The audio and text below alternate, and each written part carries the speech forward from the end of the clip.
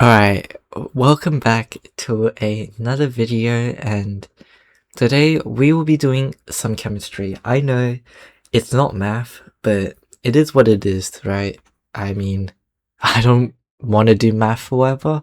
I mean, sure, I like math, but I don't want to do it for the rest of these videos, so I'm going to switch it up a bit and do some science and expect some more physics videos coming out soon. So I'm going to talk to you about my process on how I usually do these caliometry methods in Module 4, Drivers of Reaction in the HSC, and yeah, let's just get straight into it. The apparatus in the figure below was used to measure the molar heat of combustion. Okay. So what I can tell from this question is that we can see that the enthalpy of combustion would be negative Q on N, where Q equals m cat.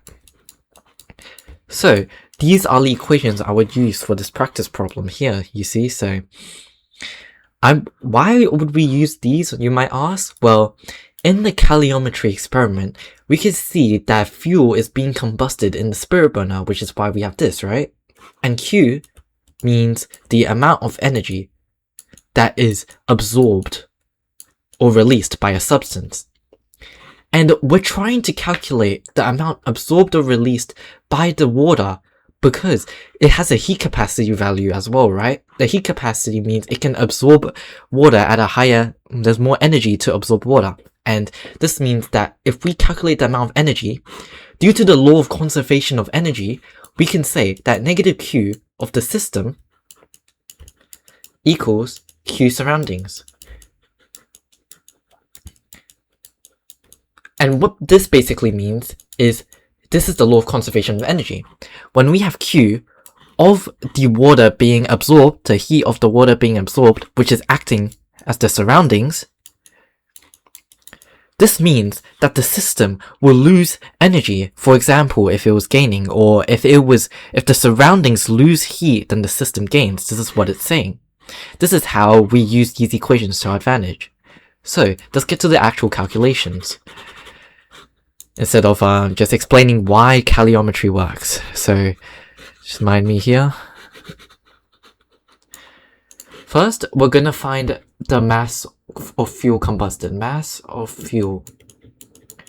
It's literally just 160 minus 158.9. You can do it the other way around. Just make sure to put the absolute value because mass is a scalar quantity. So this gives us a value of 1.1 grams. And this is the mass of methanol, which is they give us in the experiment. So anyways, once we found the mass of the fuel, we also need to find the mass of the water and convert it to kilograms. So let's find the mass of water, converting it into kilograms. Water would be just simply 0.2 kilograms. Reason why I'm doing it in 0.2 kilograms is because MCAT requires a kilogram unit because heat capacity is in joules per kilogram per Kelvin. Now we can use the equation Q equals MCAT of the water being absorbed. So it is important to note that using these values of water is very important because instead of you not knowing where Q is, you know that Q is the energy that's being absorbed by the water, and by law of conservation of mass, you can find the molar heat of combustion, which is why caliometry works. So we're going to do this, and I hope you memorized the heat capacity, which is just 4180, times the change in temperature. They should tell us the change in temperature, which is 32 minus 20. So that means heat is gained by the substance, right? Because Q is positive. And this of the water gives us a value of 0.2 times 12. This gives us a value of 10,032 joules. So now we found the energy absorbed by the water. We need to take note of how much fuel is now being used. So the moles of our fuel, which is ethanol, so CH Shri OH would be, hold up, let me see if I read it correctly. CH3 would be mass over the molar mass. So what is the molar mass is, we learned this in mod 2, but here you go. 1.008 plus 16. Alright, so that's our calculation value. And now that we have 1.1 mass over the molar mass, 12.01 plus 4 times 1.008 plus 16, let's calculate this to find the number of moles. So this will become a really large value, which I'm not bothered to do, but I will write it down anyways, because yeah, I'm not lazy. 4195. And we already assumed this is moles, so I'm not just going to write the units to save your time. So now we found the moles of methanol. Now we can find, because of change in enthalpy of the process equals negative Q of the substance. This is due to the law of conservation of energy, right? As we talked about before, the energy that is released by the substance is actually being absorbed. It's actually being absorbed by the enthalpy of the process. So this is why the enthalpy of combustion will be just simply per mole negative Q over N, because we're dividing by per mole.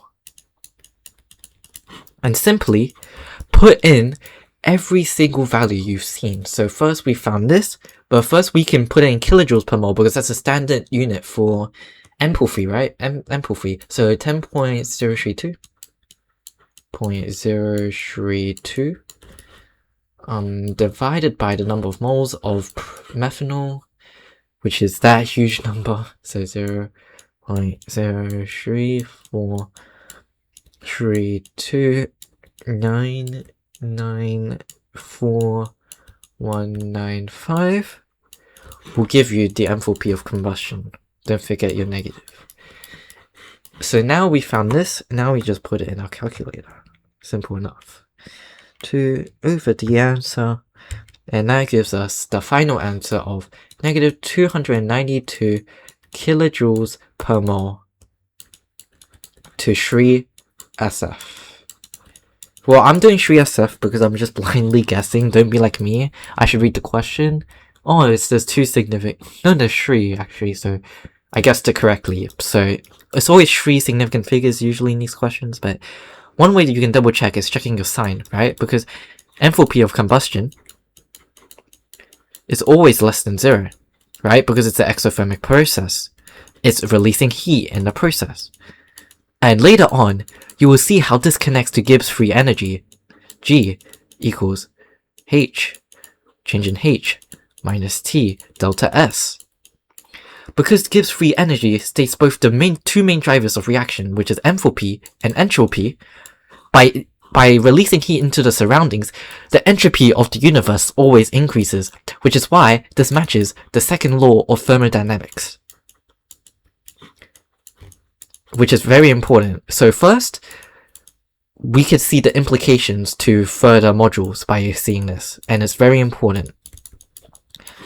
So this is how you would do it. This is my thought process on how to do molar heat of combustion of methanol in kilojoules per mole. 3 marks. To be honest, I think it should be worth 2, but it's whatever, right? It's whatever.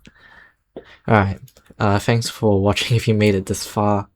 I'm not really like trying to do this for the views. I'm just trying to see my study journey, and overall I feel like I'm happier of how I studied, because I feel like I understood the process of caliometry before, where I had more time as well, because I didn't have much. I had a physics test actually, but I could study still some mod 4 in this process, and I hope my working out's correct, because this is the first time I'm doing this question, so I don't know if it's like correct. Am I missing anything? I don't think I'm missing anything. So yeah, hope you enjoyed.